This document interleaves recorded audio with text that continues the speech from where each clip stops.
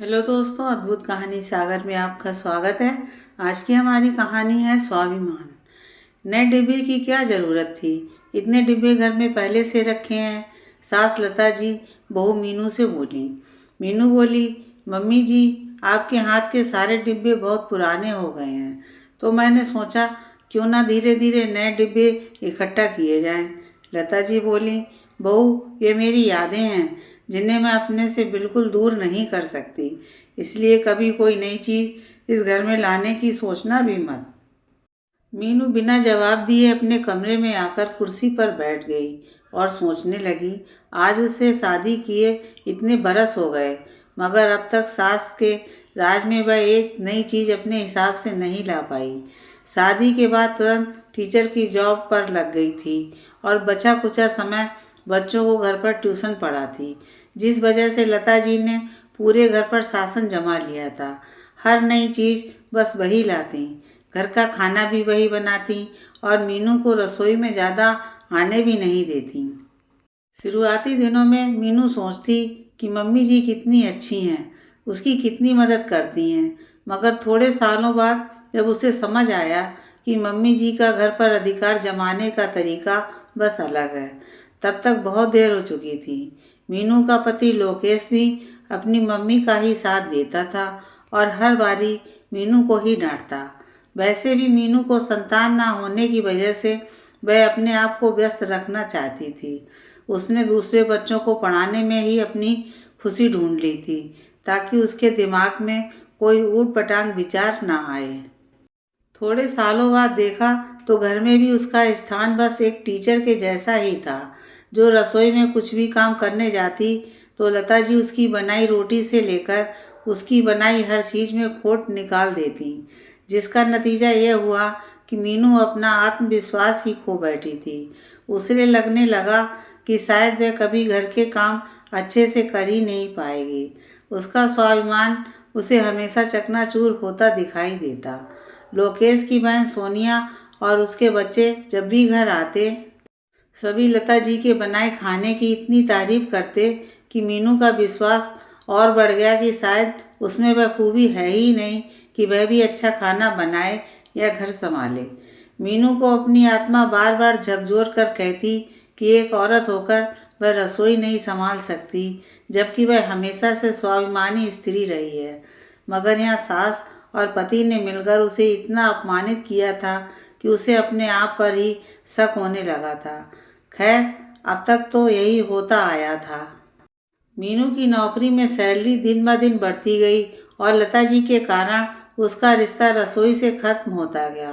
अब तो ये आलम था कि लता जी बाहर दुनिया वालों के सामने अपने गुणगान गाने लगी कि वह इस उम्र में भी कैसे पूरा घर अकेले संभालती हैं।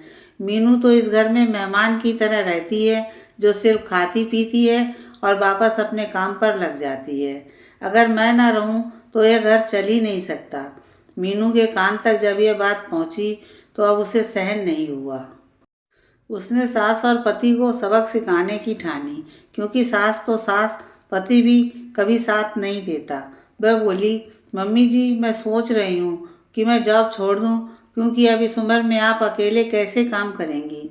लता जी जानती थीं कि अकेले लोकेश की सैलरी से घर का गुजारा होना मुश्किल था। वे बोली, अरे क्या ज़रूरत है जॉब छोड़ने की। मम्मी जी, मैं घर से ट्यूशन लेना बंद नहीं करूँगी, वह शुरू रहेंगे, मगर जॉब पर 8 घंटे की ड्यूटी करने में बहुत ज़्यादा समय चला जाता है, इसलिए अब मैं काम पर नहीं जाऊँगी। और वह अपने कमरे में चली गई। लता जी ये बात सुनकर सकपका गईं और 1 महीने के अंदर ही उन्हें इसका परिणाम भी भुगतने को मिल गया। जब लोकेश बोला, माँ, मेरी सैलरी तो घर की ईएमआई भरने में ही चली जाती है, मैं अकेले घर का खर्च कैसे चलाऊँ। लता जी और लोकेश दोनों जाकर मीनू से बोले कि तुम वापस जॉब ज्वाइन करो। तब मीनू बोली, लोकेश, मैं क्यों जॉब ज्वाइन करूं जब मैं अपनी पसंद की एक चीज़ भी नहीं ला सकती इस घर में। मम्मी जी ने मुझे कभी रसोई के काम में हाथ नहीं लगाने दिए और अब बाहर के लोगों से शिकायतें करती फिरती रहती हैं कि मैं मेहमानों की तरह इस घर में रहती हूँ, जिसे घर के कामों से कोई मतलब नहीं है। मम्मी जी, अब सहन नहीं होता।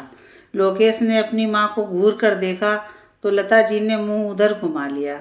लोकेश को समझते देर न लगी कि मीनू ने उसकी माँ की वजह से जॉब छोड़ा है।